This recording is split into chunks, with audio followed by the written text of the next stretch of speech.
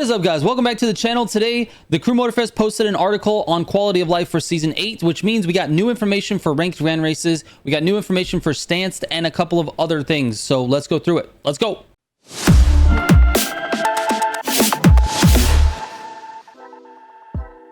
All right, here it is, man. Season 8 quality of life improvements.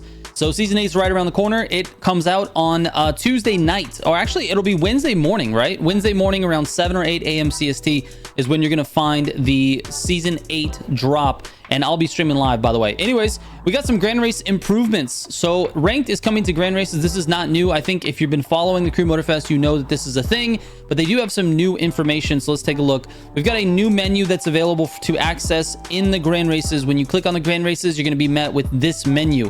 This is a really cool menu, to be honest with you. It has a lot of information and some little quality of life tweaks to the grand races that we didn't have last season, which is the ability to see what routes are coming up. You can see at the bottom there, you have a timer on the bottom. You can see which one is the current grand race rotation, and then you have the next 4 rotations. And I think it actually might even go out farther than that. It might be like 4 or 5. I don't know. Whenever we played it, it was like really, you could scroll basically. So there's a lot more there. It tells you what modifiers are there. It tells you what like starts are they going to be and what are the classes for those. Now, in terms of the actual ranked bits itself, so with the new season, we're adding ranks to grand races. After each race, you're going to earn or lose RP, ranked points, depending on your final position of the race. And to be honest with you, I've talked with them on this. It is a lot more detailed than just your position. There's a lot of variables that they take into account, but for the simplicity of the article, they're just saying your final position. You're going to try to reach the highest rank each season to win these new exclusive rewards. And this word right here is going to be a point of frustration for some people, but it's something I love to see. There needs to be exclusive rewards for people who put the time in to perform. Now, if you don't like that, I'm sorry, but look, it has to happen, dude. It has to be you. If you're gonna put forth a system like this is actually ranked, like quote, they're calling it ranked. If you're going to be putting this competitive mode, you're going to push this forward, you need to have something to reward the players that do better. That's how every freaking competition works in this entire world. So I like that there's exclusive rewards. We don't know at this point, because they didn't say it in the article, whether or not those exclusive rewards will remain exclusive forever, or if they're going to be things that you can get in the prestige shop later. We don't know. Anyways, let's go through the ranks real quick. You've got bronze, silver, gold, platinum, and legend. And it does kind of give you an idea. These are really terrible pictures. You can't really see what those rewards are, but you have basically 2 outfits and then 1 like rim for your car. And then the legend title is going to be a unique title. You can see by the coloring there, this is the first unique title for the game. It says grab your exclusive rewards. Each season, they're going to add new exclusive rewards to ranked. The higher you climb, the more rewards you're going to get. So this season, like I said, 2 suits and a set of rims. New rewards each time you reach a new division. These rewards are given to you right away. These are like your currencies, right? You get to each of the divisions within each rank, and you get either XP, prestige tickets, bucks, that type of thing. And that stuff's given to you right away. The other rewards are also given to you right away. As soon as you hit silver, you're going to unlock this suit here, and you're going to have it forever. Even if you were to D-rank into bronze, you still are going to have this suit forever. Same thing with the rims and all of the rewards here. Once you hit that rank, the second you hit that rank, you don't have to wait till the end of season. You're going to get the rewards. Now, let's take a little bit of a closer look at the system, like how it works. At the end of each race, you're going to earn or lose RP, depending on your finishing position. Everyone is going to start in the bronze rank. At this lower rank, they're going to guarantee that you don't lose points. So basically, silver is guaranteed for everyone because you don't lose points in bronze. Once you get into silver, then you can start losing points. Silver is a guaranteed rank. So you're going to have to work a little bit to get to this rim, but this silver one is always going to be guaranteed. So each division is going to need a minimum number of RP to move on to the next one. For example, you have 50 RP in bronze per division. So that's going to be 200 RP to get out of bronze into silver, 100 RP for each of the silver divisions, which means it's 400 RP to get out of silver into gold, etc. It just keeps going up, I'm sure. General rules, here are more details to understand how the system works. First, the number of points you earned at the end of the race will depend on the current rank and your final position in the race. It will also consider the level of your opponents. So for example, that means if you finish, let's say 4th in the race, you did pretty good, right? But 2 people that have worse rank than you finished higher. At that point, you're not going to gain as many points. Or in some cases, if you're way up on the scale, you might lose points. It's taken into, like I said, a lot of different things, including the level of your opponents. So that is a really, really good thing in my opinion. I feel like that's something that it should be. You should definitely take into account the strength of schedule, if that makes sense, or, you know, the strength of opponents. And I did talk to them actually when I was in France about whether or not it takes into account people who have frozen their rank. And it turns out that the people who freeze their rank are taken into account when it comes to the scoring or the reward that you get for RP. Someone who's frozen their rank is considered like not even a ranked opponent. It's someone who's just like in the race, but not necessarily trying hard. Even if they are trying hard, the assumption is that mentally they're not in it. They're not sweating, right? So then that should be taken into account, and I agree. Now, in addition to that, for more fairness, the system is also going to take into account the position that you start on with the grid. We know the first corner is a mess, and sometimes it's a little bit RNG whether or not you're going to be able to get through that and get to the front quickly. Now, this doesn't necessarily impact in the grand scheme of things over lots and lots of races. The better players are always in the front in the end, right? But for those players, like let's say there's 4 really sweaty players in the lobby, 2 of them could be starting in the back, 2 of them starting in the front, and the 2 of them that start in the front get to slipstream right away and they are gone, and the 2 in the back have to fight through everyone and then finally slipstream with each other. And the idea of catching up at that point, especially at the top of the skill chain, is just really not even possible. So the higher you start, the harder it's going to be to get points, because that's going to be taken into account. It's going to be assumed that that's a little bit easier, which most of the time it is. Now, I talked a little bit about the freeze rank button. If you don't want to launch a ranked grand race, you don't have to. You can just freeze your rank and just play grand races normally. Not everyone is going to want to go into a super sweaty mode every time they race, and they understand that, which is why they put the freeze rank option. Now, to me, this is a very clever solution to a problem that the game might have. And I don't know, I'm just guessing. This is not official information.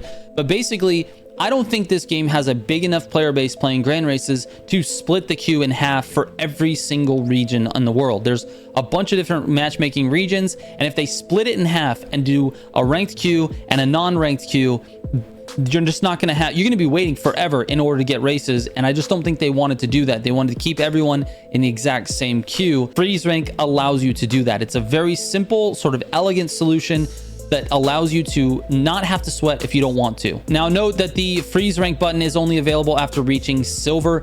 So it doesn't really make sense because you can't lose rank in bronze anyway. So having it be available at silver is fine. Now, as far as anti-cheating, leaving/conceding to a grand race will make you lose points. If you leave the race, you're going to lose points. If you concede, if you just, you know, forfeit and watch, you're going to lose points. And each time you leave the race, that amount is going to be increased. Now, it doesn't say it, but I think that amount will continue to increase for the entire season. I don't know if it's like a daily thing or a weekly thing, or if it resets. I'm not really sure, but I hope that it's increasing amounts as you go on throughout the season. There's really no reason to leave the rank system. I'm more concerned with disconnections because my game crashes all the time. I have times where like I just disconnect from the servers. I know a lot of people that have that exact same issue. I'm more worried about that and how that impacts the RP, but hopefully it's not too bad because I drop a lot. Like my game crashes like 3-4 times during one stream.